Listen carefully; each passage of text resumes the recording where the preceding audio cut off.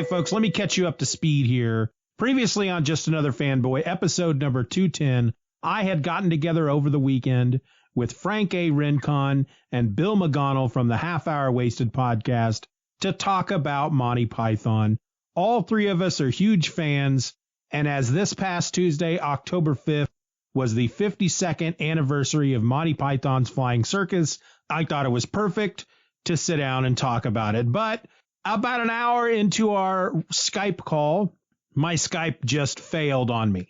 And so we were at a moment within the episode in which we had just started counting down our top 5 favorite Monty Python sketches of all time. Bill had chosen The Cheese Shop for his number 5, and Frank had chosen Confuse-a-Cat for his number 5. He was telling a story about how just being random isn't always funny, and suddenly that's when Skype failed on us. So when I put the episode together, I made a little joke out of it, as if the guy editing the episode dropped an avocado into the editing bay, and then we ended the episode there with a to be continued, and now we're starting it back up today, part 2 of another Monty Python episode, and we just take up right where we left off when the episode exploded on Tuesday. Here you go. Have fun.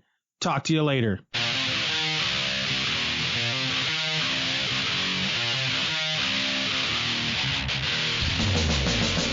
It was partway, Frank was talking about the taco, and then I got this little box that said, "We're sorry, something went wrong. Please reload Skype."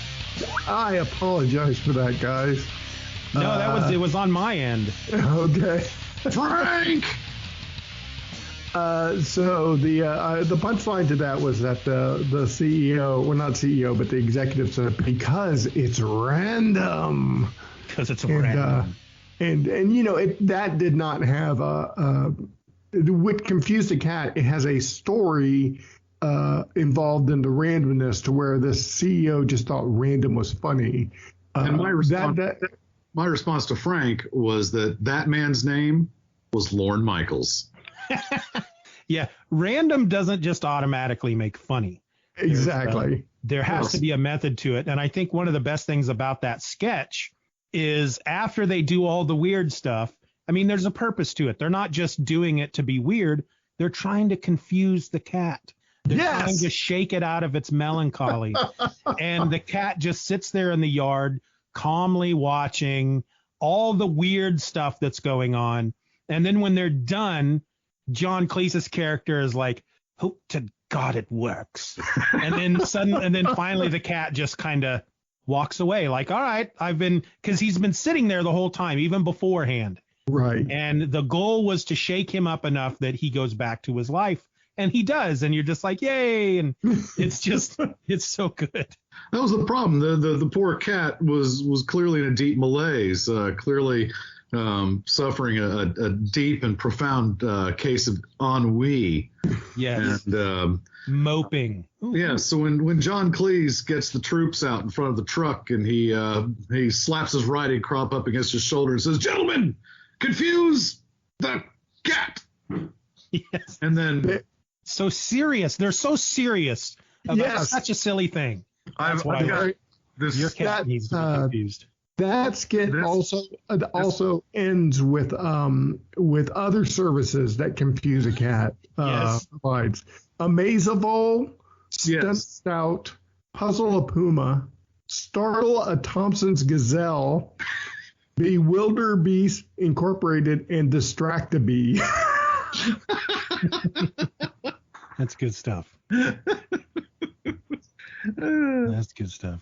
All right. My number 5 is a sketch called Come Back to My Place. This is a very, very short sketch, and it's on film. John Cleese plays a policeman, and Michael Palin runs up to him to tell him that someone has stolen his wallet and keys from a park bench. John Cleese asks him, well, did you see who might have done it? Anybody? No, I didn't see anything. Oh, there's not much we can do about that. Then they stand there for a moment, and finally Michael Palin just looks at him and goes, "Would you like to come back to my place?" And John Cleese just says, "Yeah, all right." Inspector! Yes, sir. I was sitting on a park bench just now, and I put my coat down, and when I picked it up again, I found my wallet had gone, and £15 had been stolen. Did you see anyone? No, no one at all. Well, there's very little we can do about that, sir.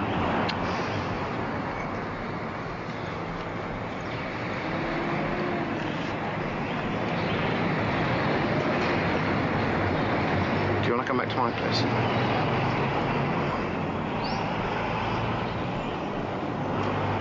You're all right. And then they go off, and there's just something about that I love so much. The brevity and the punchline of it that comes out of nowhere is just brilliant. And there's a slight moment when he asks him, "Would you like to come back to my place?" And John you can see him kind of think about it for a moment. Yeah, all right. And then they walk off. It's such a simple little thing, and it's one that makes me laugh every time. Bill, your number 4. Well, obviously because I'm quite in touch with today's politics. My number 4 sketch is the North Minehead by-elections.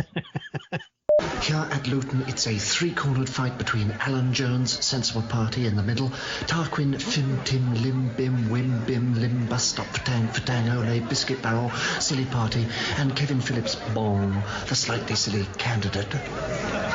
Alan Jones. On the left, Sensible Party. 9,112. Kevin Phillips, Bong. On the right, slightly silly. Naught. Tarquin, Fim, Tim, Lim, Bim, Wim, Bim, Limbus, Stop, Fatang, Ole, Biscuit Barrel. Silly.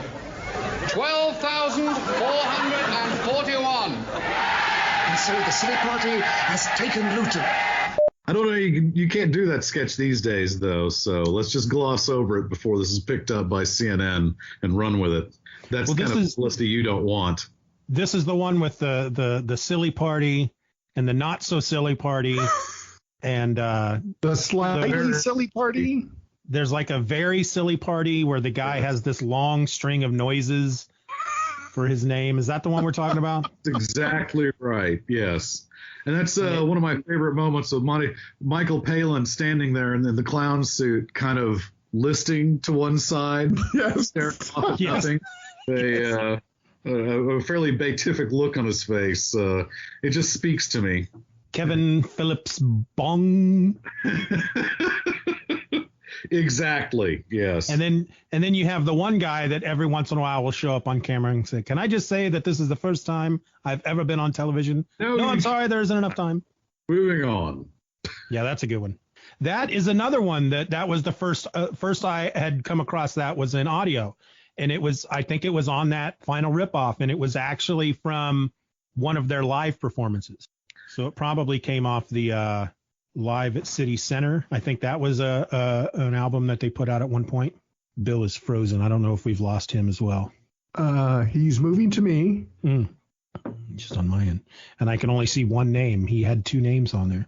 Bill, are you still there? Yes, I'm still here. And great. Darn glad to be it. Bill, your description of Michael Palin listing is for me one of the great visual gags, because I believe his mouth is open and he's just not saying anything. He's like, yeah, that's a good one. Yeah, that's a good one. All right, Frank, your number 4. The fish slapping dance. Oh, short, to the point, very silly. So I'll say real quick, if any one of us during our list chooses one that's on somebody else's list, we have to go ahead and say that, and then, of course, we'll skip it when we come to that. But that was my number 1. Oh, what? The fish slapping dance is the greatest thing ever put to film, if only for the fact that they had to gather a crew together, get on a truck, take the equipment to this location, put on costumes just to slap each other in the face with fishes. That just the idea behind putting it together, the production of this sketch just adds a bit to the complete silliness of Michael Palin in an Explorer. You know, they're both in Explorer's outfits, Michael Palin and John Cleese in their little shorts and their pith helmets. But Michael Palin with those tiny little fish and his little dance and slapping John Cleese in the face with them. And good Lord, it's less than a minute. It might even be 30 seconds or more. And it's it's genius. And you get the punchline of the big fish and the knock in the water, which I think really tops it, because the little slappy fishes, I think I remember when I first saw this, I thought it was just going to be the little slappy fishes, and then they were going to stop and bow. I thought that's how it was going to end. Yes. And then the giant fish coming out is just such a silly topper. Well, there's a guy if you've seen the documentary Almost the Truth, one of the episodes, as they're talking about the show, they talk to a lot of other celebrities about Monty Python, and they talk about their favorite sketches, and a lot of them, of course, are British comedians. And there's this guy, I don't recognize him. I'm not sure who he is, but he's talking about the fish slapping dance and how his parents have never enjoyed Monty Python, but his mother loves the fish slapping dance. And he thinks that this is a sketch that crosses all racial, political, religion, all these lines. And that's how you can bring peace to the world, is just drop little TV screens with this sketch loaded on them into war-torn areas, and let everybody watch the fish slapping dance, and then everything will be fine again. And it is. I think my thought is it's the perfect sketch. You could argue that it is the predecessor to the animated GIF, because it is such a short little thing and brings joy. And yes, and we do that now with little videos like that. It's a brilliant skit. And there's if I remember correctly, there's almost a lead up to it. Terry Gilliam's animation with a guy who is trying to make some sort of announcement, and his mouth keeps flying away, and he's chasing his mouth around, and finally he nails his mouth to his face and holds up a little sign that says, "And now for the fish slapping dance." And then we get that, and then it's like, oh, you're almost like, oh, this should be pretty. What are we leading up to here? And it's that. And it's so funny. It's perfect. So my number 4 is the mouse problem. Well, it's not a question of wanting to be a mouse. It just sort of happens to you. All of a sudden you realise that's what you want to be. And when did you first notice these, should we say, tendencies? Well, I was about 17, and some mates and me went to a party, and we had quite a lot to drink, and then some of the fellas there started handing cheese around. Well, just out of curiosity, I tried a bit, and well, that was that. Do you guys remember this one? No, that doesn't ring a bell. This was like a hard-hitting news magazine piece.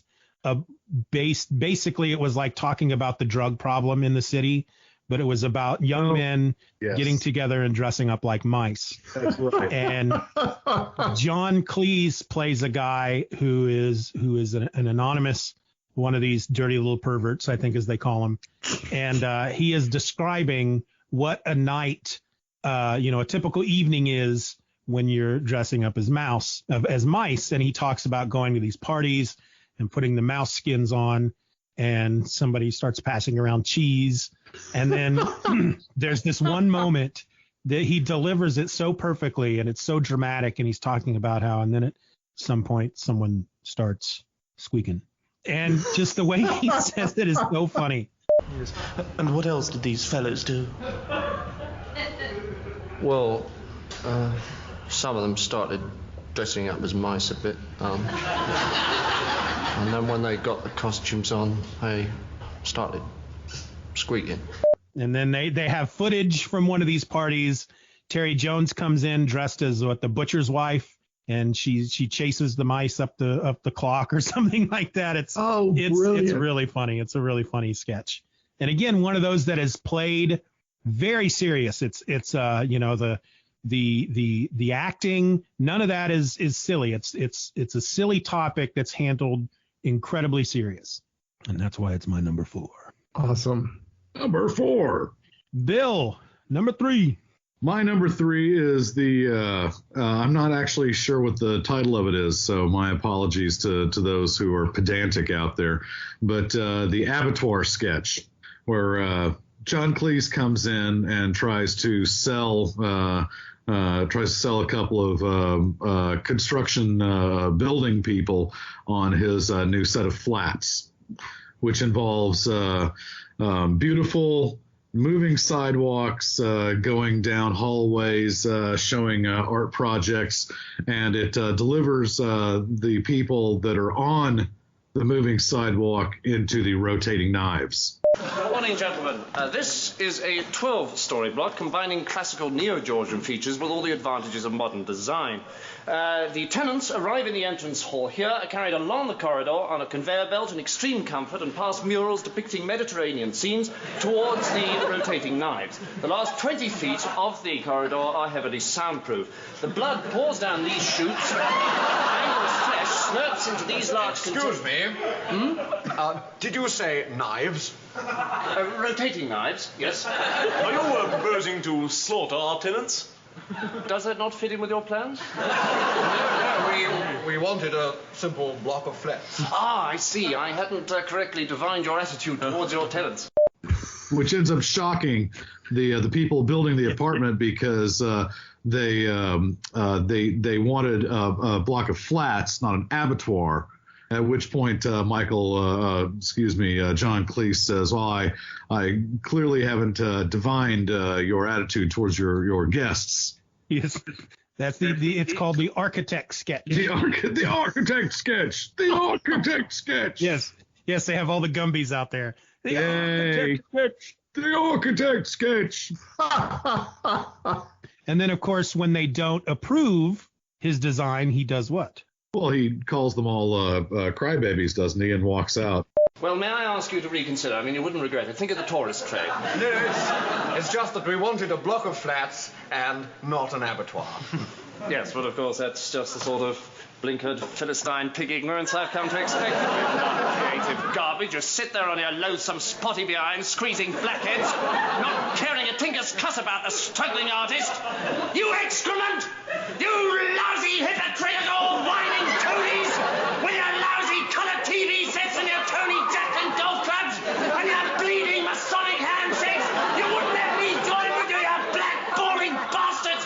Well, I wouldn't become a Freemason now if you went down on your lousy, stinking parliament knees and begged me! And then they bring in the second guy who shows them his block of flats all mounted on a central core. And let's just say the model doesn't go well. But they're okay with it because it doesn't rotating knives. They're okay with it because it's cheap. And as long as their tenants are light in weight and relatively sedentary. Don't move about a lot. They should be fine. But then John Cleese, after berating these guys, that's when we find out they're Masons and he wants to be a Mason as well. and so he's like, well, seriously, if you can put in a good word for me, I'd love to be a Mason. Because he's calling them blackballing. You wouldn't let me join, would you blackballing bastards? And nobody screams at a person like John Cleese does.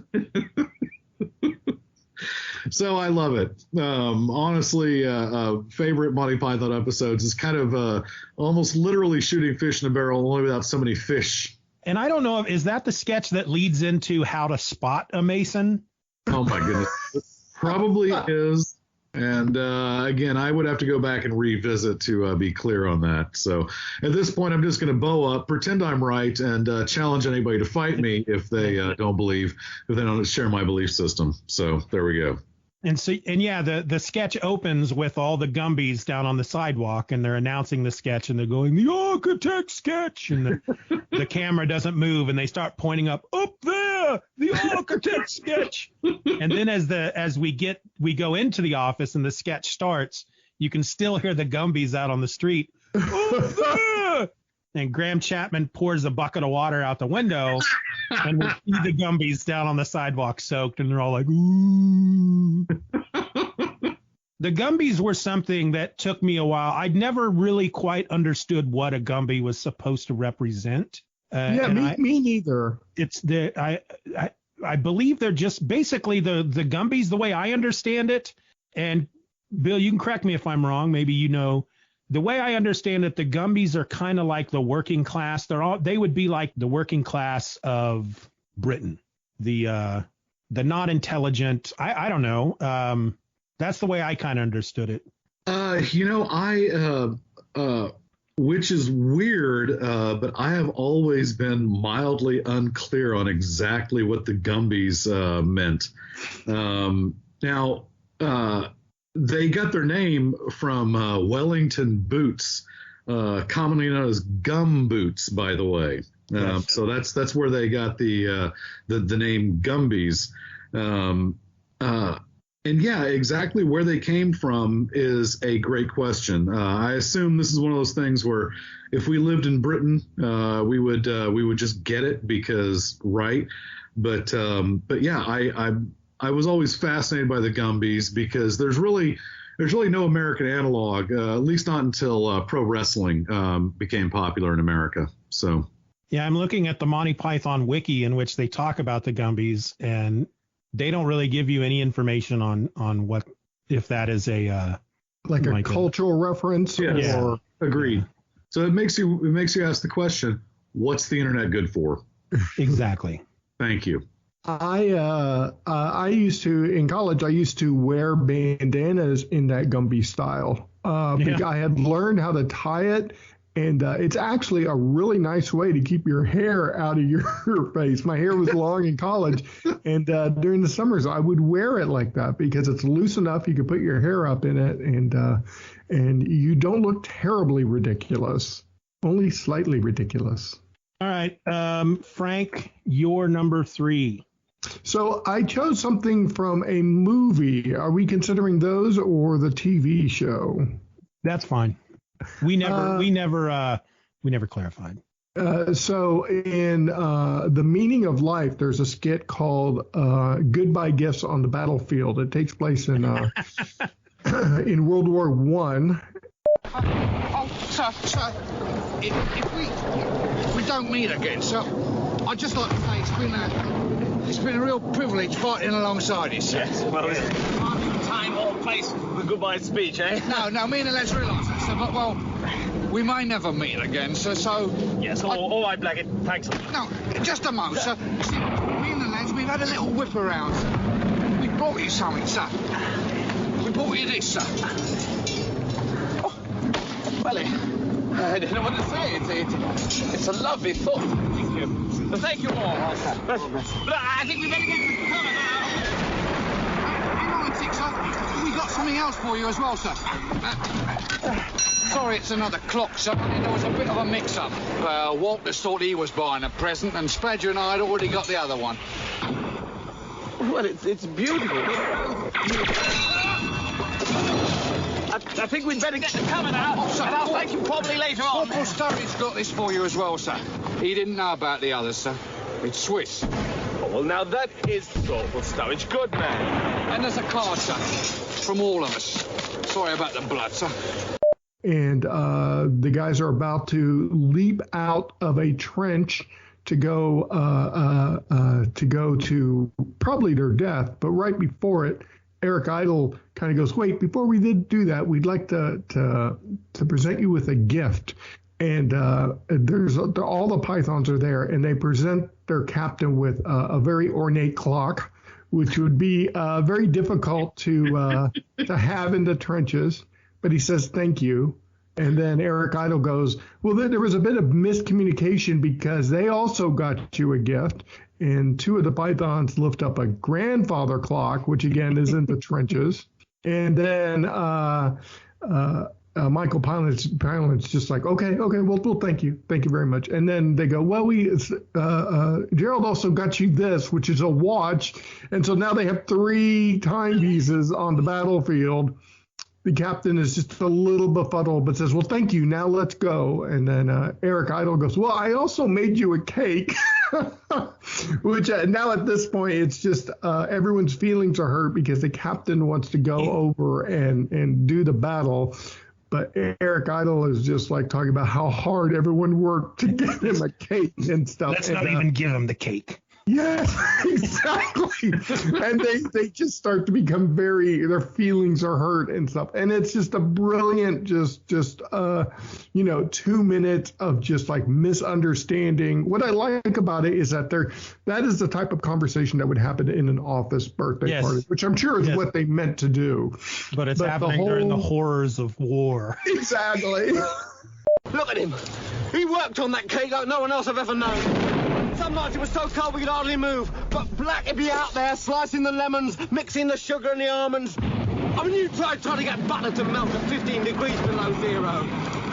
So for that, you can find it on the YouTubes.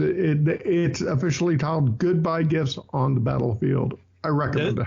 The line I remember from that is after they all realize that they feel like he's not giving it. He's been given these gifts and he's not giving it the thanks maybe that they feel, because he's like, we're in the middle of a war, we're getting ready to do this battle and this is great, but come on, we got, and so at one point when they're complaining about the cake and Eric Idle's like, you try getting butter to melt at 15 degrees below. Yes, that is a line from it that is brilliant. From Eric Idle's delivery of that line is brilliant. That is probably one of my least favorite of the Python movies, but that skit really stands out to me. That's what is one of the great things about The Meaning of Life, because I think for most Monty Python fans, it is the least favorite of the movies. But some of their greatest sketches come out of that film. That's one of them. The deal with the two guys that are dressed as a tiger. Well, why are they? It doesn't matter how they got my leg. Why are they dressed as a tiger? Don't shoot. We're not a tiger. We were just. Why are you dressed as a tiger? Oh, why? Oh, isn't it a lovely day today? Answer the question. Oh, we were just... actually, we're dressed like this because... Oh, no, that's not it. Oh, we did it for a lark. Part of a spree. High spirits, simple as that. Nothing more to it. Well, actually, we're on a mission for British intelligence. There's a pro-Tsarist Ashanti chief... No. No, We're doing it for an advertisement. Ah, that's it. Forget about the Russians. We're doing an advert for Tiger brand coffee. Tiger brand coffee is a real treat. Even tigers prefer a cup of it to real meat. Now, look. All right. We are dressed as a tiger because he had an auntie who did it in 1839, and this is the 50th anniversary. No, we're doing it for a bet. God told us to do it. To tell the truth, we are completely mad. We're inmates of a Bengali psychiatric institution, and we escaped by making this skin out of old used cereal packets. It doesn't matter. What? It doesn't matter why they're dressed as a tiger. Have they got my leg? They're trying to, no, we're not dressed as a tiger. And then the scene where Michael Palin is trying to get everybody to march up and down the square, but one guy he wants to go practice the piano, and the other guy wants to go read a book, and just some great sketches come out of that film. They just weren't able to bring them together in such a way to make the film even as good as any of the previous ones. When I was researching for favorite skits, that skit about the tigers and the leg did come up. And while I wouldn't say that's my favorite skit, it has a line that I've always loved, which is, well, they're dressed up as tigers. One of them says, we're doing a commercial for Tiger Brand Coffee. And the other one goes, oh, yes, Tiger Brand Coffee is a real treat. Even tigers prefer it to a cup of real meat. That's an honorable mention for sure. All right, my number 3 is rival documentaries. This starts out with John Cleese standing in a field, and he's doing a documentary. He's the guy in front of the camera, and he's talking about the trees and hills that are Sir Walter Scott's country. And then Michael Palin comes up and he kind of taps him on the shoulder, and he whispers something to him, and John hands him the microphone, and Michael Palin's like, thank you. And then he walks off, and then the camera follows him, and then he starts his own documentary. and about the wood cutting industry or something like that. And then John Cleese comes back into the shot, and he tries to take the microphone back. And at that point, Michael Palin won't give it to him. He's like, no.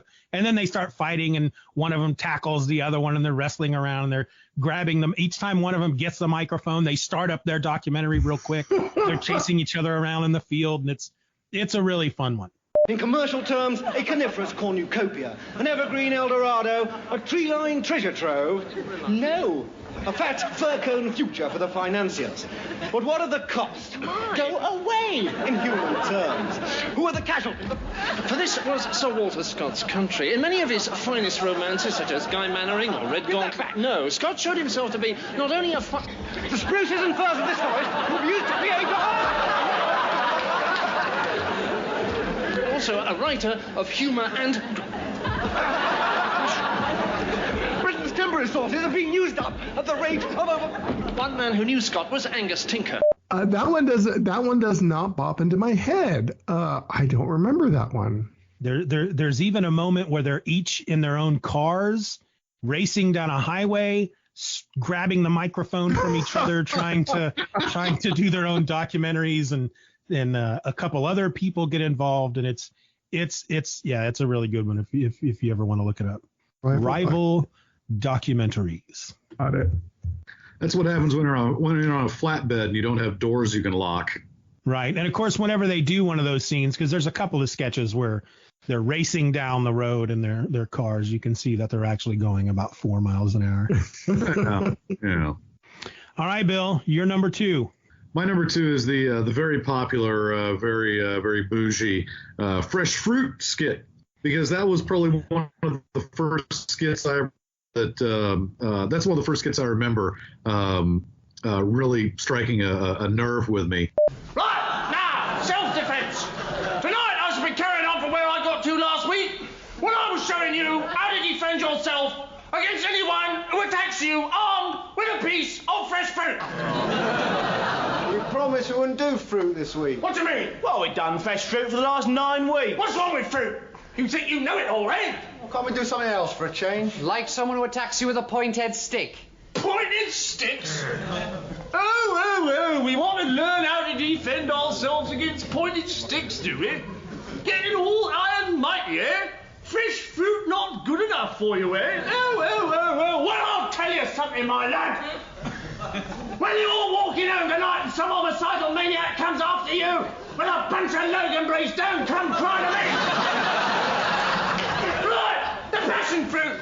When you're a sailor lunges at you with the passion fruit, thus... We've done a passion fruit. What? We've done a passion fruit. We've done oranges, apples, grapefruit. Whole and segments. Pomegranates, green gages. Grapes, passion fruits. Lemons. Plums. Yeah, and mangoes in syrup. How about cherries? We've done that. Red and black? Yes. All right then. Bananas. We haven't done them, have we? Right. Again, the sheer joy of absurdity in defending yourself against an intruder or an attacker with fresh fruits. Yes. Yes. Now, as Eric Idle keeps asking during the sketch, it's like, why can't you show us how to defend someone attacking us with pointed sticks? He keeps getting told to shut up. Yes. And Eric Idle is told more than once that someone comes attacking you with a bunch of boysenberries, don't come running to me, or something to that effect. But the part that makes that sketch is the hardest thing for many comedians to pull off. It's the dismount, where it keeps escalating, and you do get to see a tiger be unleashed on one of the poor people, and finally the greatest of all Python things. You see what I believe is the first appearance of the 16-ton weight. The 16-ton weight. Yes. Yep. So that sketch is it's pioneering. It introduces a lot of concepts that we will enjoy over the next 4 years of Monty Python, or the next 50 years of us enjoying it. So I like fresh fruit, and I make no apologies for it. In fact, I've got some strawberries in the kitchen right this second in the strainer that I've looked at crossways a few times. I'm not sure at all that I am safe in this house. Bill, doesn't Eric Idle say pointed stick? Yes. Like, doesn't he enunciate that? Ted stick. Shut up. How about someone that attacks us with a pointed stick? Yes, he enunciates very carefully. That was ironic, seeing as I did not enunciate that very well. But he enunciates very carefully a pointed stick. Yeah. Yes. Well, and there's a moment in that sketch because, you know, at first it's a silly sketch where obviously the guy who is running the class has some kind of mental faculty defect. He feels that there are people out there waiting to attack you with fresh fruit, and you need to be able to defend yourself. And that's the fun part of the sketch at that point. But then suddenly he talks Graham Chapman into attacking him with a banana. And there's the great moment where Graham Chapman just kind of listlessly walks forward, holding the banana out in front of him. He's like, no, brandish it, over your head. And so he goes, scream. And then Graham Chapman just screams, ah, and then John Cleese just shoots him dead. Yes. And it's almost like the sketch just freaking stops right there because everybody else in the sketch is just like, you shot him. And he's like, well, he was attacking me with a banana. And then, of course, once you've shot the man, you eat the banana, thus disarming him. That's right. I've always had a very dark sense of humor, and I completely blame fresh fruit for that. Mm-hmm. In all its forms. And then that's when he talks the other two into attacking him with the raspberries, each of them a basket each. And they go, just promise you won't shoot me. And he throws the gun away and he's like, you were going to shoot me. Like, no, I wasn't. No, I wasn't. And then what you do when someone is attacking you with raspberries is you release the tiger. And then the really fake stuffed tiger that's obviously on a skateboard. It's on just wheels. Comes sliding across the stage. Yes. Ah, the sliding. I can visualize that now. That is brilliant. Another one of the great things about that show is they were not afraid to, well, the tiger's got to look real. No, it doesn't. That's not part of the joke. It doesn't matter what the tiger looks like. Not so much. All right. Frank, hey, by the way, a quick little aside. I did some research and found out that according to Reddit, so this is this is a source of veracity and truth. It says here, Gumbies. Going back to Gumbies, what the heck are Gumbies? They are what Britons referred to as special needs populations. Uh-huh. They said that Britain in the 70s was very liberal and would allow the so-called Gumbies to hold career in very important jobs that could put people's lives at risk. And the little towels on their heads, it says here the reply is, wearing a handkerchief on the head is a stereotype of the Englishman on holiday. The Gumbies wear them to represent the fact that they're on a permanent holiday. The source of that entry is Gumbies I Have Known by Professor R.J. Gumby, Dr. L.M. Gumby, Mrs. Enid Scrotum Gumby, and Ralph the Dancing Bear with a forward by ex-King Zog of Albania. Price £17.06 at all good booksellers. So, mystery solved, people. You're welcome. Well, I can see why the Monty Python wiki doesn't go into detail because that would not be considered politically correct. I do feel a bit bad about right. It's like suddenly I feel like I should not know. It's like okay, I guess it's not that funny. In 1975, we had to have known that it was something like that. This is not new. Mm. I'm not apologizing for it. Yeah, okay. All right, Frank, you're number 2. I don't know what the name of the sketch is, but Renting an Argument. We talked about it earlier. Just a brilliant piece of simple wordplay, especially when Palin reads the definition of what an argument is. And Cleese comes back with, no, it isn't. And then they go back and forth. And it is just so, I feel that it's one of those universal skits that you could just put out there and anyone would love. Is this the right one for an argument? I've told you once. No, you haven't. Yes, I have. When? Just now. No, you didn't. Yes, I did. Didn't. I did. Didn't. I'm telling you I did. You did not. Oh, I'm sorry, is this a 5-minute argument or the full half hour? Oh, just the 5-minute one. Fine. Thank you. Anyway, I did. You most certainly did not. Now, let's get one thing quite clear. I most definitely told you. You did not. Yes, I did. You did not. Yes, I did. Didn't. Yes, I did. Didn't. Yes, I did. No, this isn't an argument.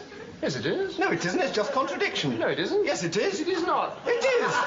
You just contradicted me. No, I didn't. Oh, you did. No. You did, just then. No, nonsense. Oh, look, this is futile. No, it isn't. I came here for a good argument. No, you didn't. You came here for an argument. Well, an argument's not the same as contradiction. Can be. No, it can't. An argument's a connected series of statements to establish a definite proposition. No, it isn't. Yes, it is. It isn't just contradiction. Look, if I argue with you, I must take up a contrary position. But it isn't just saying no, it isn't. Yes, it is. No, it isn't.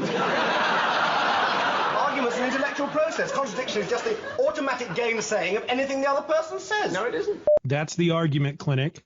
And it's that moment. It's because he says an argument is a collective series of statements intended to establish a proposition. It's not just saying, no, it isn't. John Cleese said, yes, it is. And then Michael Palin fires back with, no, it isn't. And I just, that's genius. Those, it's not just saying, no, it isn't. Yes, it is. No, it isn't. Love it. That is brilliant writing because that is so simple.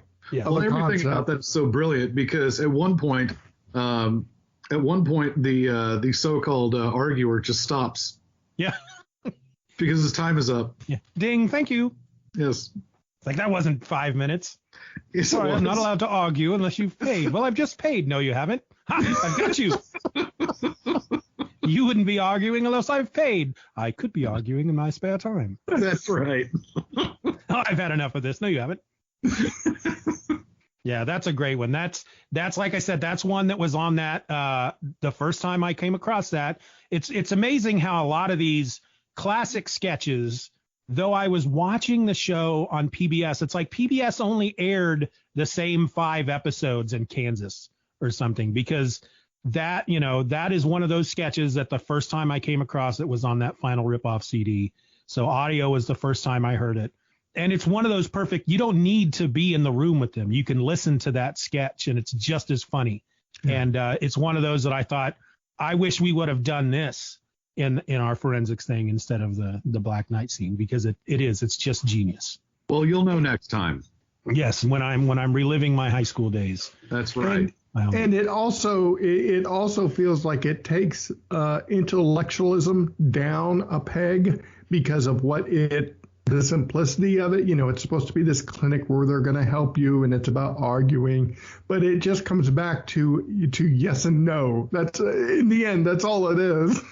Well, in the audio version, it ends somewhat the same way, because I think in the show, he leaves the room, he goes into I don't know if he goes in the audio sketch. From what I remember, he leaves the room and he goes into another room to complain. And Eric Idle is in there and he goes, I'd like to complain. And he's like, you'd like to complain? I've had these shoes for a week and the heels are worn right through. And he's like, no, I want to complain about. And then he keeps arguing with him about complaining. So he leaves. He goes into another room. And in the audio version, I think they have the same room, the being hit on the head lessons in the actual show. But he goes into the room and he's like, hello, I'd like to complain. And then somebody hits him on the head and he goes, ow. And he goes, no, it's wah, wah. And he hits him on the head again. And he goes, ow. And he goes, no, wah, like this, wah. And he hits him again. And he goes, wah. And he goes, good. And he goes, no, I want to complain. He goes, oh, no, it's being hit on the head lessons in here. And he says, what a stupid concept. And then the sketch ends on the CD. It's being hit on the head lessons. All right. My number 2 is more of a visual. Sam Peckinpah's Salad Days. Oh my God! Yes. I say, anyone for tennis? Tennis? I say, Nigel, catch. He throws the tennis ball to him, hits Michael Palin in the face, and blood just starts spewing, and it turns into a bloodbath from that point on. It's just There's really nothing much more to it than that. Just that one moment because they're such upper class, the crust of society, and they're just so proper and British and polite. And I say, anyone for tennis? Oh, Nigel, I say, catch. Throws him the tennis ball and bam, blood, screaming. People's arms are falling off, getting caught in the piano. And at one point, somebody literally has all the keys to the keyboard on the piano thrust through their chest, and they're flailing about, and that cuts somebody else's head off. And it's just such a stupid bloodbath of a sketch, and it's one of my favorites. It ends in literal fountains of blood, which always amused the hell out of me. I gravitated immediately, and again, I don't know what this is about me, but I gravitated immediately as a child to the most dark and inappropriate comedy that was available to consumers in Oklahoma. So. Yeah, I did too. And this was one of the sketches I had seen on PBS. So I was rather young the first time I saw it. And the I guess you could use the word juxtaposition of the bright, sunny, cheery day of all the well-dressed people out in the field, the piano and the umbrellas, and just being happy and gay, and then suddenly the bloodbath. And I had no idea at the time who Sam Peckinpah was. Maybe that would have clued me into what was coming, but not knowing who he was, and it shocked me even more when that tennis ball hit Michael Palin's face, and he throws his hand up to his face in pain, and blood just starts spurting out of his face. Oh, brilliant. Pretty strong meat there from Sam Peckinpah. Stop sniffing. Will you please stop sniffing? Yeah, that's a good one. All right. Number one, Bill. Number one. First, I wish to object to the use of the word juxtaposition. I find it a very tinny sounding word. Ooh, tinny. Which dovetails nicely into my personal number one sketch, Woody. I like, to this day, I find words that sound woody. Gone. What's gone, dear? Nothing. No, just like the word. It gives me confidence. Gone. It's got a sort of woody quality about it. Gone. Much better than newspaper or litter bin. Oh, frightful words. Perfectly dreadful. Newspaper, litter bin, dreadful, tinny sort of word. Tin. Oh, dear, don't say tin to Rebecca. You know how it upsets her. Sorry, old horse. And I do like them, much like the word antelope. There's one woody word I will not say on air because this is an all-ages show. But yes, I make no apologies for enjoying the Woody Word sketch. And let's see, is there an actual title to this bad boy? If you haven't watched it yet. Yeah, I don't know what it is. But while you're looking that up, well, one of the Woody and Tinny Words. Woody and Tinny Words, and Graham Chapman makes that sketch. I could sit there and listen to him say stuff like antelope. That's right. I could hear him say that stuff over and over. Okay, hoops look damn pretty this afternoon. I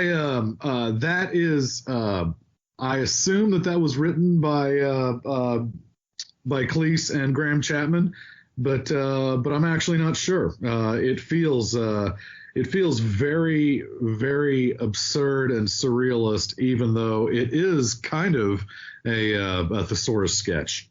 As they go through many words that are woody or tinny. The problem is that every time the poor daughter hears a tinny word, she has to cover her ears, scream, and run from the room. Yes, played by the excellent Carol Cleveland. That's right. Often cited by the members of Python themselves as the seventh Python. Newspaper, litter bin, dreadful tinny sort of words. Tin. Caribou. That's gone. Right. Oh, dear. To Rebecca, you know how it upsets her? Sorry, old horse. Sausage? Yes. Sausage. There's a good woody sort of word. Sausage. Gone. So, yes. You don't want an antelope nibbling the hoops, by the way. You want a croquet set made out of wood. not those awful tinny things. Tin. I walk around probably daily thinking to myself, Woody, tinny. Yeah. So it's a weird sketch. I mean, you're sitting there listening to that or watching that, and are they trying to say that the aristocracy of Britain have nothing better to do with their rich, pampered lives than to sit around and wonder which words are Woody and which words are tinny? Oh, the good old days. That's interesting. I've never, it's never occurred to me to consider deeper meaning behind, most things, right. But that sketch. Yeah, but I'm the guy who notoriously doesn't, I don't think about movies while I'm watching them either. I turn my brain off, and whoever I'm watching a movie with will invariably go, "Well, blank is going to happen." I'm like, "Okay, well, I hadn't thought about that." So thanks to the assumed spoiler coming right up then. So no, I'm the exact same way. Yes. There's a story I like to tell where I was listening to. Do you guys remember the Bulletins podcast with David Price and Vince B? Barely, yes. I'm aware of it. And I believe I've talked to one of the two of those guys about this before, but this was way back in the day, like before we had started podcasting probably. They had done an episode where they were talking about the first issue of Astonishing X-Men. And there's a moment in Astonishing X-Men where Kitty Pryde goes into the mansion, and she does so by phasing through the front door instead of opening it. And I remember listening to the episode, and Vince B is talking about how that's such a great moment in the issue because it clearly shows how she is connected to the X-Men, because for a moment there, as she's walking through that door, she's literally connected to the mansion, and he's reading all this subtext into it. And I remember listening to that going, really? I just thought it just meant that here's an easy way to show what her power set is.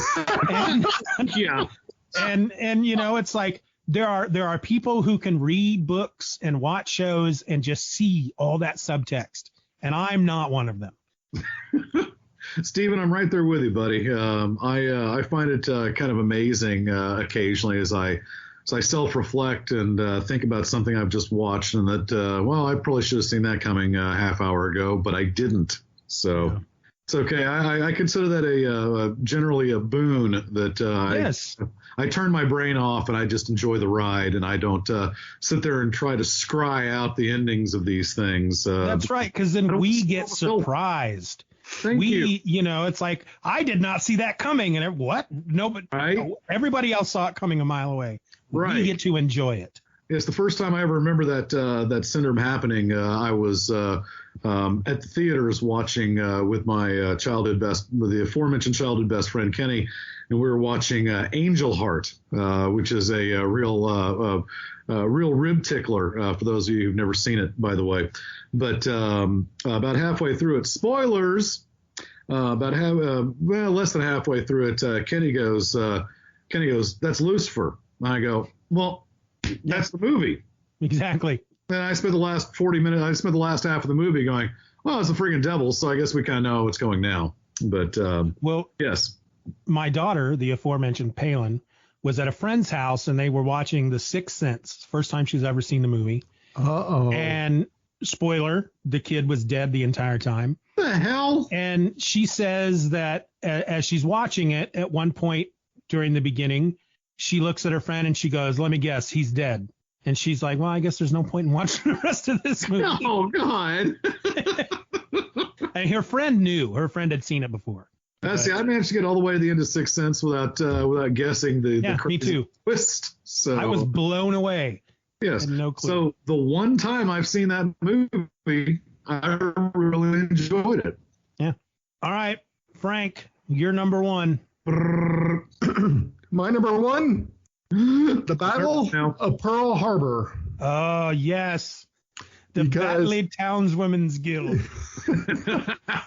Because the Pythons are in drag, they are playing posh women, and they make a total disaster of themselves fighting in the mud, and how that reflects to Pearl Harbor, I have no idea. But I love the brilliant silliness of it.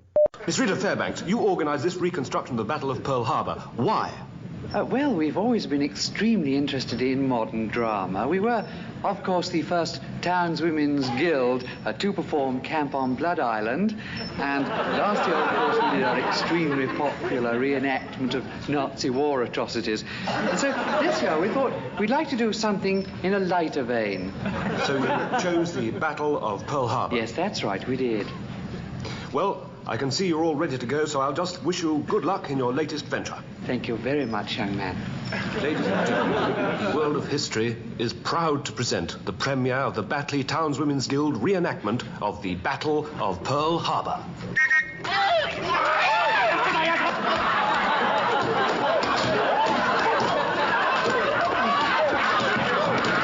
You could almost say that the battle, well, no, I'm thinking of something else. Never mind. I've never appreciated Monty Python more than in sketches like that, where you go, there was no point. Yeah. Right? And that's like the fish slapping dance. They got everybody together, put them in costume, drove out to this field, set up all their equipment, just so they could wrestle around in the mud and hit each other with their purses. Some friends and I did that skit for it was at a party or something. We weren't in drag, but someone had announced we were going to reenact the Battle of Pearl Harbor, and then proceeded just to wrestle, and we just thought it was the funniest thing. That's funny. Yeah, that's a really good one. It's the second, because I know that the Batley Town Women's Guild was on another sketch reenacting some other war battle, World War II atrocities or something in general or something. And I don't remember which one it is, but before Eric Idle blows her little whistle and they all come out and fight, the guy, the announcer, Graham Chapman, is like, and now the Batley Townswomen Guild represent blah, blah, blah. And she looks at the camera and she goes, thank you very much, young man. And then she blows her little whistle, and then they all just come out of nowhere and just start fighting. It's so funny.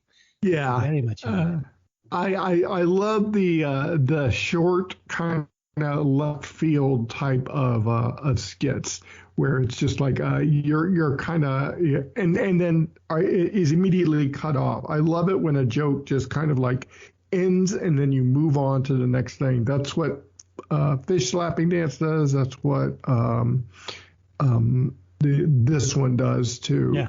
It just makes me laugh so much because it doesn't give you an opportunity to deconstruct it. It just happens and you move on. Yep. It just keeps the show moving. Yeah. All right. Well, my number one you'd already used, which is the fish slapping dance. So we've already talked about that. So let me talk about my four. Good Lord, I can't remember that word again. Oh, Bill, what am I looking for here? Honorable mentions. I thought mention. My four honorable mentions. The first one is a sketch called Flying Lessons, in which Terry Jones enters an office to get flying lessons, and he finds Graham Chapman hanging from the ceiling. And Graham Chapman's there to teach him how to fly like he is apparently flying, and not how to fly a plane. And one of the greatest parts about that sketch is how Graham Chapman keeps getting annoyed by Terry Jones because he thinks Terry Jones is very, very haughty. So he's like, dude, you're not flying, you're on a wire. Oh, I'm on a wire, am I? Ooh. And he's like, here, let me get the oop. And he goes, what's an oop? And he goes, a hoop. And he holds up a hoop. And he goes, oh, a hoop. Oh, and hoop. It's Graham Chapman's really good in that one. Well, if people can't fly, what am I doing up here? You're on a wire. Oh, a wire. I'm on a wire, am I? Of course you're on a bloody wire. I am not on a wire. I am flying. You're on a wire. I am flying. You're on a wire. I'll show you whether I'm on a wire or not. Give me the oop. What? Oh, I don't suppose we know what an oop is. I suppose Pater thought they were a bit common except on the bleeding croquet lawn. Oh, and hoop. Thank you, your bleeding highness. Now, The Dull Life of a City Stockbroker. This is a nonverbal sketch with Michael Palin just going to work as a stockbroker and all these exciting things that happen around him that he doesn't notice. For example, he's standing in line for the bus and he's getting ready to get on the bus, and the 4 people behind him in line are suddenly attacked by Frankenstein, who just comes up from behind and one at a time knocks him on the head and knocks him out. And by the time he gets to Michael Palin, he boards the bus and Frankenstein snaps his fingers like, shucks, I missed it. And then as he's on the bus, a World War I battle breaks out all around him. Soldiers get on the bus and they're firing off the bus and there's explosions and just fun stuff like that. That's one of my favorites. That's brilliant. Bill already mentioned it earlier, the restaurant sketch where Graham Chapman complains about a dirty fork and everybody just goes crazy and the manager collapses and John Cleese comes out and starts screaming at them, "You bastards!" That's right. And then they go, and now the punchline. Worthy to lick. Yeah. They go, and now the punchline. And he says, "Good thing I didn't tell him about the dirty knife." Yay. The audience goes, "Boo!" And Lucky we didn't say anything about the dirty knife.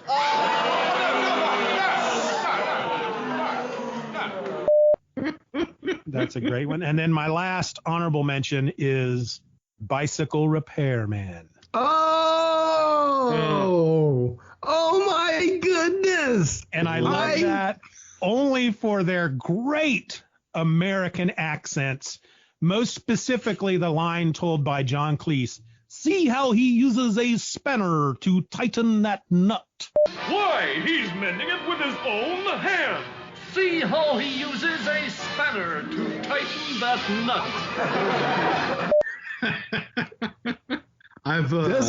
Doesn't John Cleese also start his own song, but it doesn't go anywhere? I must be confusing 2 skits. There's a skit, I thought it was Bicycle Repair, where someone comes out, they talk about something they'd rather be doing, they sing about it. I believe it's in a courtroom. And then John Cleese comes out and starts to sing too, but there's no music.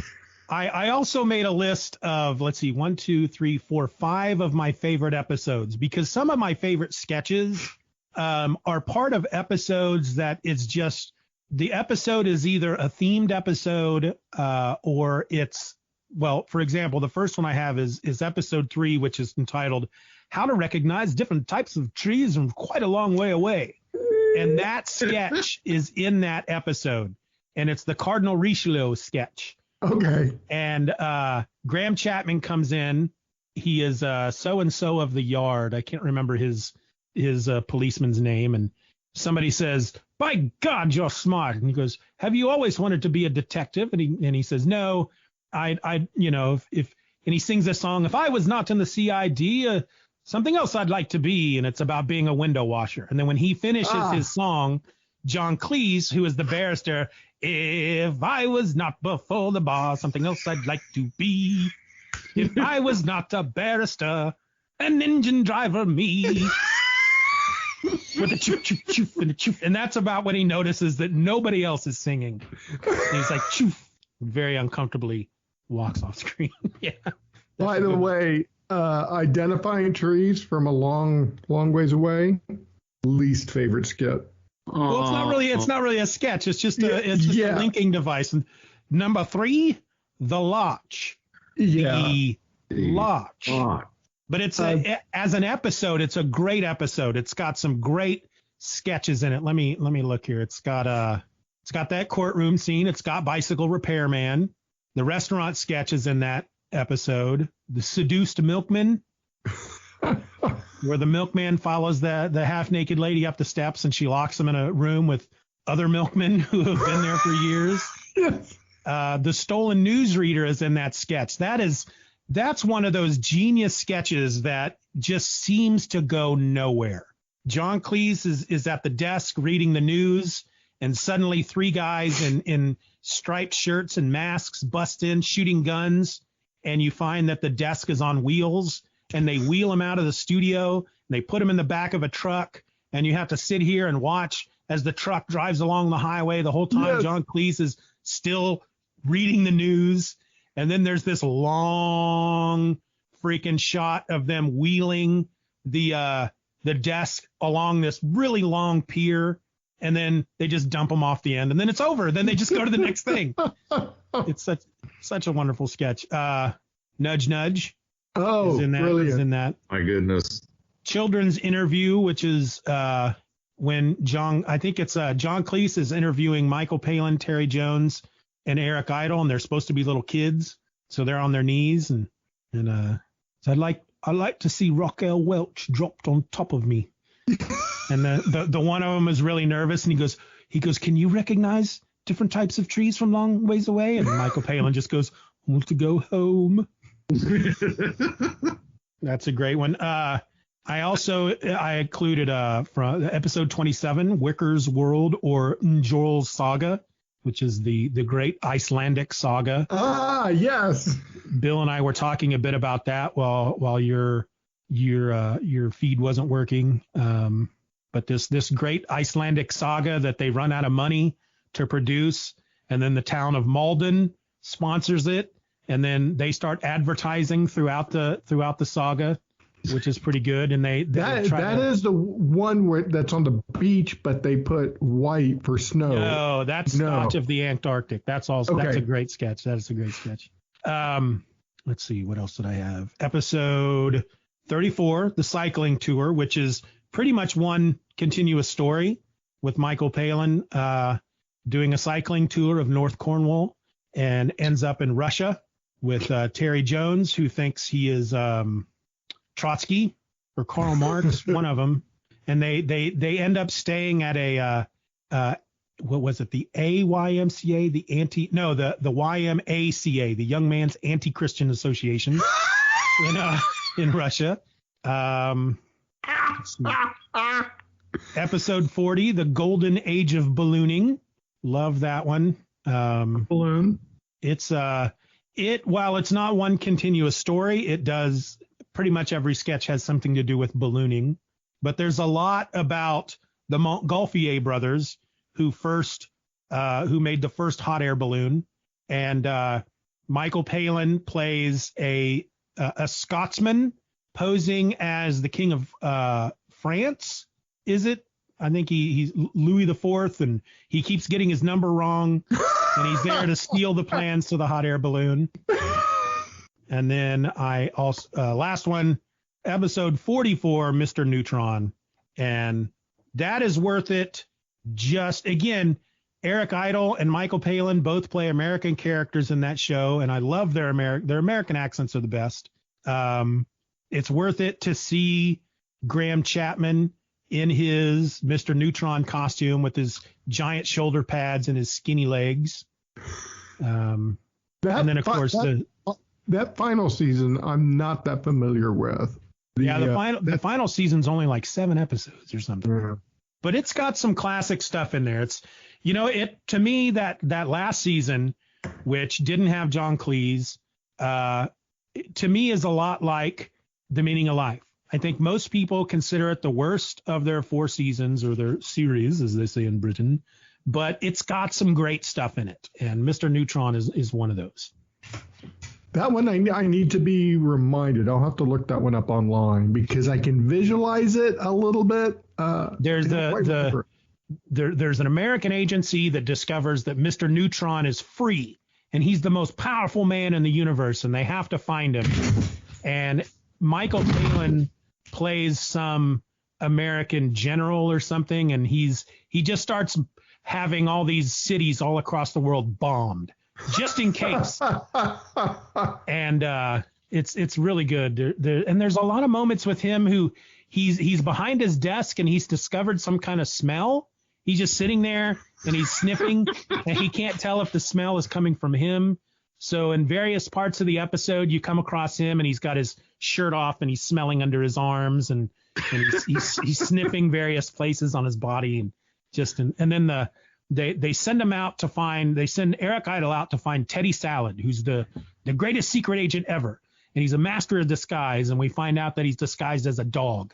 And He's had to have like most of his limbs removed to get into the dog costume, and it's really good stuff. Okay. He goes to the Yukon, and then of course, just as Teddy Salad is about to give him the secret to stopping Mr. Neutron, they bomb the Yukon, and that's it. Any other episodes or sketches stand out for you guys? Well, I would just say that I think that of the sketches I did not mention in my top 5, I would list in my honorable mention category. Let me think. Every other sketch. So every other one. I'm sorry if that sounds like a cop-out. That's how it goes. Monty Python is like pizza. Even bad pizza is still pretty dang good. Here. That is a great statement, Bill. Thank you. I agree. Clearly, that's why I'm here this morning. So do you guys have a favorite Python, Frank? Yeah, I was thinking about it. I think I have to go with Cleese, and that's mostly when he yells or he acts like a self-righteous, when he's a self-righteous character. I love it when he does that, especially like in the argument clinic. That one just really speaks to me. So Cleese is my favorite. Bill? I always identified, I think, most with Michael Palin. And I'm sorry if I'm stealing thunder here. But again, I love and appreciate all of them. But yeah, I'd have to say Michael Palin, probably for his goofy faces. But again, it's like trying to, it's like, hey, which is your favorite child? Yes. So, yeah. It's not. This is kind of a 1A, 1B, 1C, 1D, 1E thing, not 1, 2, 3, 4, 5. Exactly. Yeah. And there was a time back in the day when I used to run my own Monty Python website called Pythonland, and I had categorized each one of the Pythons. And it wasn't something that I came up with. I had grabbed it from other sources, but I remember you had Eric Idle as the greedy Python. Yeah. Eric Idle, the greedy one. Yeah. Terry Jones, the Welsh one. Michael Palin, the nice one. John Cleese, the tall one. Terry Gilliam, the American one, and then Graham Chapman, the dead one. Oh. But I can't do that now because of Terry Jones. Yeah. So. But you were saying about your website. Well, because he mentioned Michael Palin, I was going to say, yeah, Michael Palin's the nice one. I don't know if you've ever seen it, and it used to be on Netflix. I don't know if it is anymore.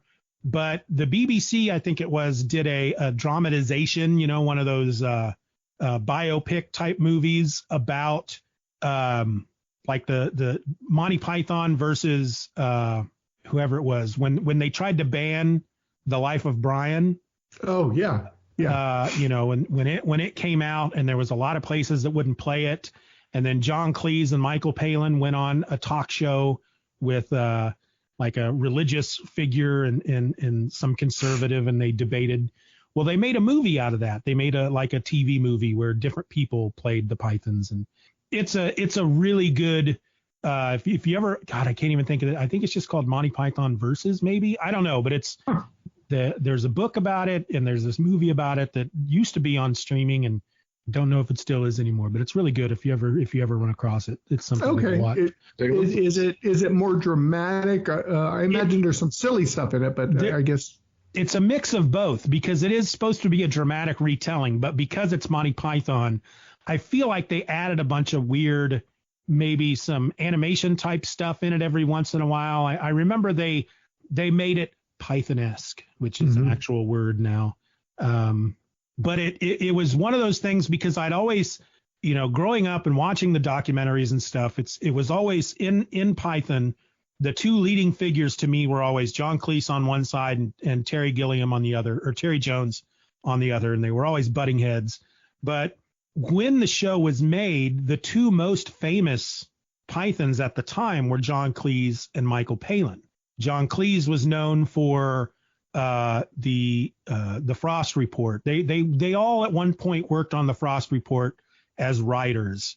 with David Frost, except for Terry Gilliam. But John Cleese actually had a lot of on-camera stuff in the Frost Report. And then Michael Palin had his own like weird pop show or something on TV at one point before Python. So those two were actually the two, as far as the public were concerned in Britain, they were the two most famous in the show and the most recognizable. Now, growing up, and even today when I talk to people today, tell me if you guys have gotten the same thing. First, people think that Monty Python was one of them, and that Monty Python was John Cleese. You guys ever heard that? I've never come across that. People tell me that all the time. Oh yeah, I like Monty Python. Wasn't John Cleese Monty Python? And then I gotta go, well, no. And then I have to explain it to them, and then eventually they walk away because I'm being a nerd. I have gotten to the point because I surround myself with nerds that that never happens. I've gotten to the point in my life where I get into certain groups of people that I don't even like to tell them that I'm a Monty Python fan, because there's always one person that knows everything about Monty Python, and then they'll start telling you everything they know, and everything they know is completely wrong. I had a guy 15 years ago who told me that Michael Palin was the one that died, and there was nothing I could do to convince him otherwise. And I just get to the point anymore now where I just smile and nod. Yeah, I'm a smile and nodder too. I've given up just trying to correct people on stuff, and like pop culture stuff or things of that nature, because it's just like, oh, okay, yeah. No, I guess the Dallas Cowboys did start in Houston first, so okay, yes. Yeah, I've become that type too. I'll clear my conscience and I will tell them what I'm pretty sure the correct answer is, and then when you invariably get that nope, it's Michael Palin's on the diet, I'll just go, okay, I guess I'm wrong. Okay, yeah. Give him the big thumbs up and the big cheeky smile. Someday in 30 years, you'll read something, go, oh, and then you'll probably will have forgotten it anyway. So what the heck? Yeah, it's that moment during a conversation that you quickly realize that whoever it is you're talking to, you've never met them before. You'll probably never see them again. Their opinion doesn't mean anything. Just smile and nod and walk away. It's tough when that happens. It's tough when that happens with coworkers, because invariably my opinion to them goes way down. You're about a letter grade. Yeah. So real quick, because I'm sure my audience will demand it, Bill, including, and now for something completely different, which is your favorite movie? Holy cow. That's a great question. I am going to go ahead and go with, I'll say The Holy Grail. It was the first, and like many Monty Python things, it doesn't age a day. It's still just as funny today as it was the first time I saw it, probably 40 years ago. So, 30 to 35 years ago, probably. I wish I could think of something besides one of their three big movies, but I can't, so I won't, and I'm done. Frank? I have to mirror everything Bill said. That movie is pretty close to perfect as a comedy. My answer has always been Holy Grail is the classic. That's the one that if anybody knows anything about Monty Python, it's the Holy Grail. Yes.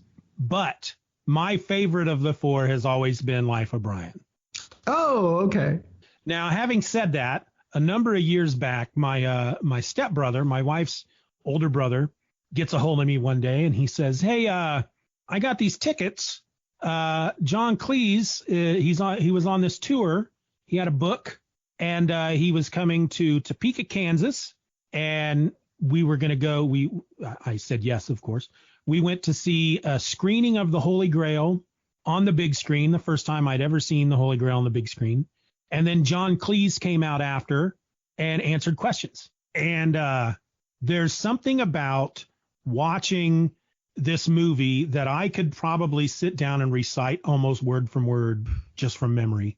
But there's something about watching that movie in a room full of people who love the movie just as much as I do. I find myself laughing more and having way much more fun with it, even though we got stuck in the very front row right dead center, which was great for when John Cleese was on stage, but for the movie screen, it really hurt your neck after a while. But Yeah. but it was a wonderful experience. And then, of course, John Cleese comes out, and I had taken my daughter Palin with me because he had 4 tickets, one for himself, one for myself. He took his daughter, and then I ended up taking Palin with me. And there was a moment when John Cleese was out. They had a thing set up in the lobby where they had these papers with pens, and you could write down questions, and then they chose which ones they were going to ask. They had a guy sit there with them and pulling questions out. And at one point, John Cleese, who has been married multiple times, he starts talking about marriage, and he starts talking about kids. And at one point, he starts talking about how terrible children are and how kids are the worst. They're the worst thing in the world. And as he's saying it, he looks down because, like I said, we're right in the front row, dead center. He looks down and he sees Palin, and he just says, "Not you, dear. You're wonderful." And that's like the one thing Palin's always like, "John Cleese talked to me." Yeah, he did. That is such a wonderful rant from Cleese. I can totally hear him saying that. Yeah, nowadays I think I would categorize him as the grumpy one. He has become grumpy the older he's become. Yeah. He's Yeah. gotten to be quite the curmudgeon. All right. Well, this episode has gone way longer than many of my episodes. I may have to end up splitting this sucker into 2.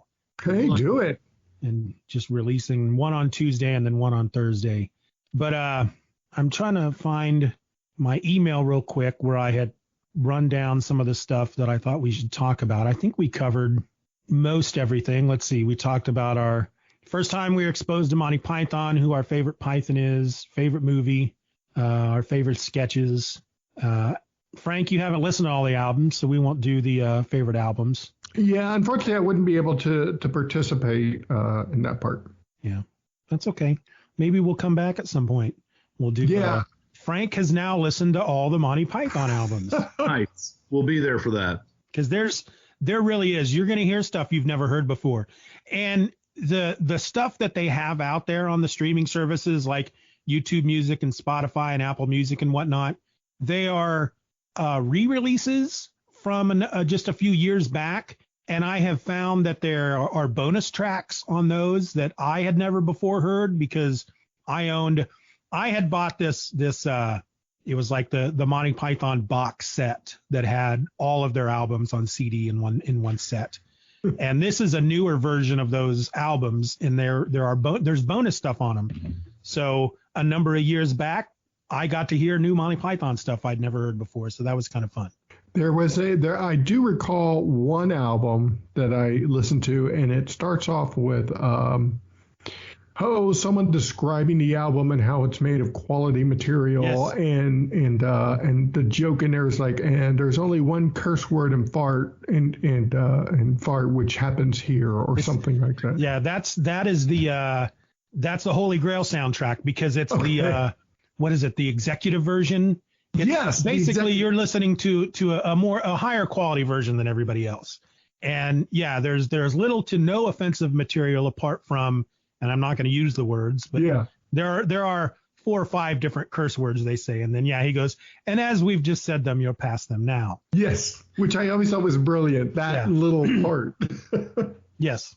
That's Graham Chapman. It's funny because as you listen to the soundtracks to each of the movies, you've got the Holy Grail soundtrack, which, like I said, they just went above and beyond. There is so much new stuff in that. It's almost like they said, you know what, there's really not enough from this movie that we could put on this album and make an actual album out of. So we've got to add a bunch of stuff in there to really pad it out. And then you get to Life of Brian, and they do something similar, but it's only Graham Chapman and Eric Idle doing any of the new stuff. And it's like Graham Chapman plays a guy in the studio who's linking the various scenes together from the movie on the album. And Eric Idle's the guy in the booth, the director. And so Graham Chapman's trying to read from this script, and he gets certain things wrong, and Eric Idle has to correct him at times. And so there's a lot of that in that soundtrack. So it's like new stuff, but it's not in the same scale as the Holy Grail. And then by Meaning of Life, I don't know that there's any new stuff in that. It's like they've just, by that point, they're like, whatever, just throw some stuff. We're not even going to be involved. Just throw some stuff together on the album and put it out there. I don't remember if there's any, because there's plenty of songs in that movie. And, you know, between the songs and the sketches that work well in audio, I don't think they added anything new to that. But I'd be interested to hear what you think once you get through them. You might, you know, if you want to be a real nerd about it, go online and find out which, you know, the order of release and listen to them by the order of release. And I don't know if it's even out there, but they actually did an album that is just, I think they just took the audio straight from the shows and made an album out of the first series or something.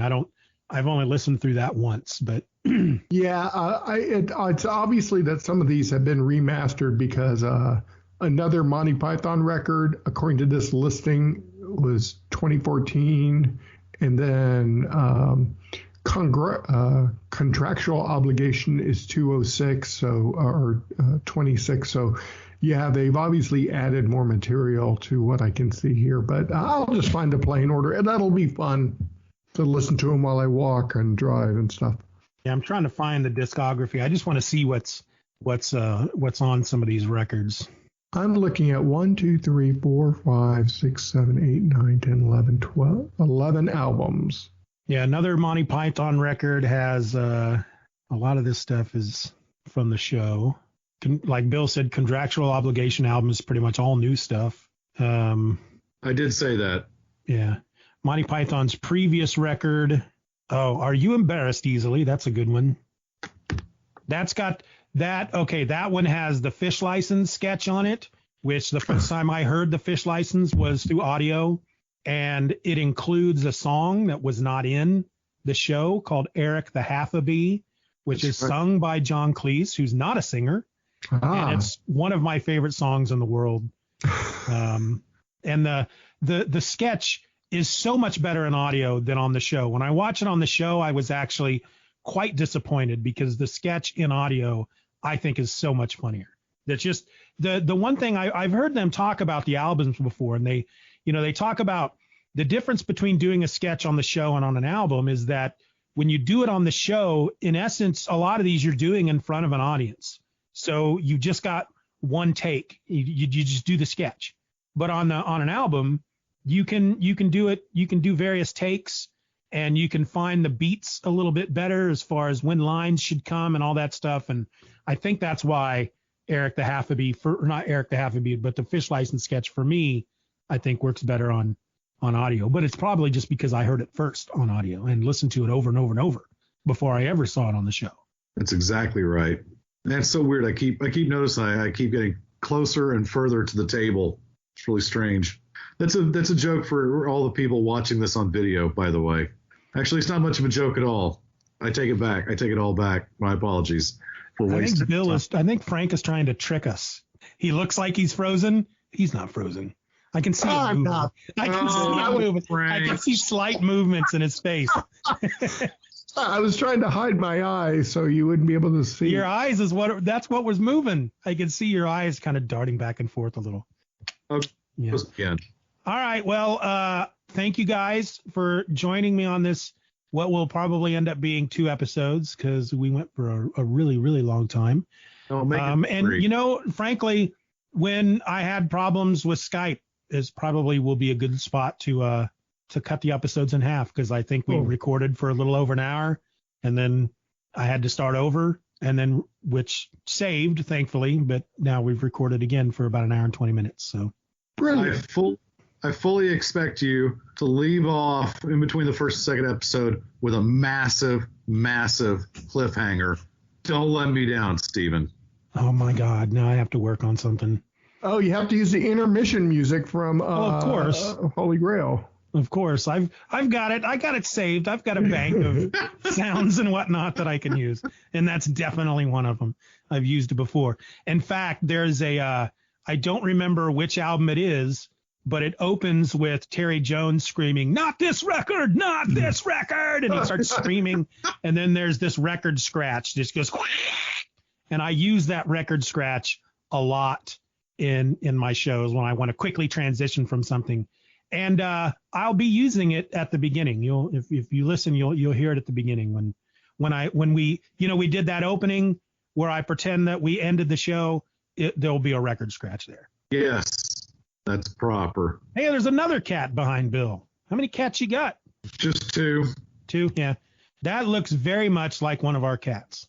That's Mr. Tumnus, which dates the day we got him.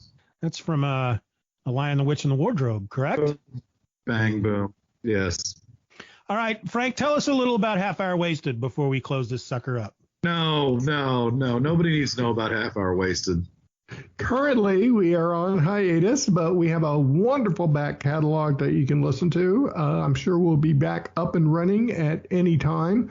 But Half Hour Wasted is everyone's favorite pop culture show where we talk about comic books, movies, television, and it's hosted by two terrific guys and Bill. And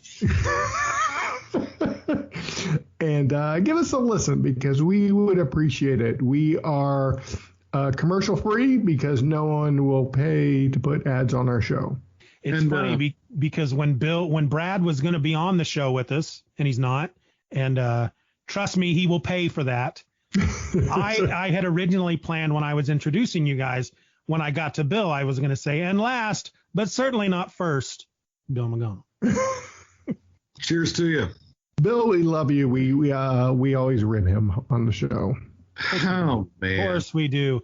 So do you guys remember the very first time? Because I've been on Half Hour Wasted twice now. Mm-hmm. You remember the very first time I was on? Let's see. I believe it was Monty Python related. Yes, it was. Yeah. It was, in fact, it was talking about your website.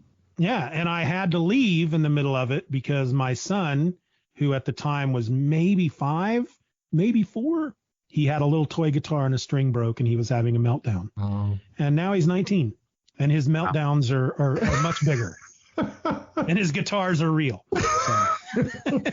Dad! Yep. The time does fly. The young 2 or 3 year old who introduces the three of us at the beginning of each episode is now a 9th grader playing football. Yeah, that's crazy. Something like that.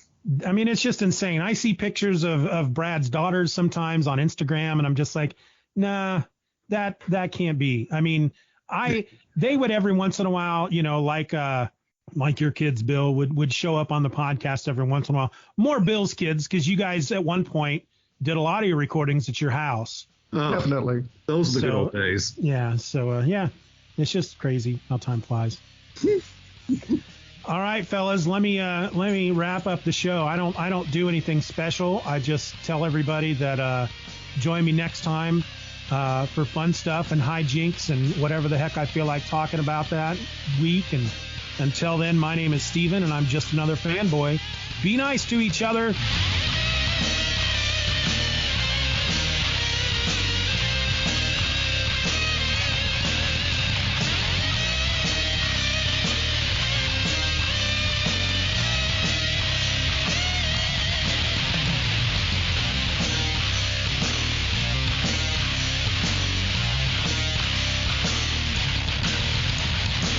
Bye-bye, Daddy. Bye-bye, Daddy. Good job. And that's how I close the shows. Go shenanigans. Oh, I think Brad's hopping on. No, he's not. Good timing, Brad. Let's see. Is he really? My dog is actually going a bit bananas right now. Here, let me see. Brad, did you get a text from Brad? No, Bill was messing with us. No, I was totally joking. That was 100% joke. Yeah. This is no longer part of the episode, but I was doing an episode with Harold Jennett a couple of weeks back. I know. And Harold used to, whenever he would be on the show, I used to do the whole intro like during these live recordings when I had a guest on. And Harold always liked to interrupt me and when I would do them. And so the last time he was on, I was like, I'll be doing the intro separately. And he was saying, oh, because you don't want me to interrupt you. And I said, no, actually, it's all Frank Rincon's fault. And I told him about you shaving during the intro. Oh, yeah. That's not really why I do it. But it's still, I think, one of the best moments. You shaving with an electric razor, and then Bill or Brad trying to one up you when he was on and trying to shave with an actual razor, and didn't quite work out for him. That Brad fail is so funny to me because he admits defeat pretty quickly, and I think at one point he goes, "Oh man, this was a bad idea." Yeah. And so then he had to try to get all this shaving cream off his face.